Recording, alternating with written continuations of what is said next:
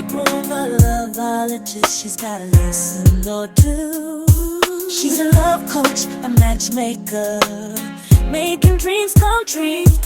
She's a Lovebirds, if you desire to be successful in an interracial or intercultural relationship, then you want to do this one thing that will certainly benefit you, and that is connect with some like minded women who are already in intercultural or interracial relationships, or they desire to be in this type of relationship.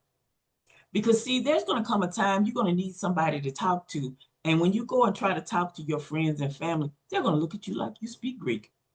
But here's the thing, they have never experienced this. So they may not have a clue about what you are talking about. And they may privately not support your interracial relationship. So let me tell you how the ladies in my community saved me from actually exploding a wonderful relationship. You see, they took time to explain to me some of the cultural norms in dating of the gentleman whom I was dating at the time. And when I got this information, I was like, really? I was, it was like God was trying to give me a blessing, but I'm saying to God, oh no, I don't need that. I'm okay. Can you imagine trying to tell God, oh no, I don't need that. I'm okay. This is one of the many reasons why we are opening the private Lovebird Lounge.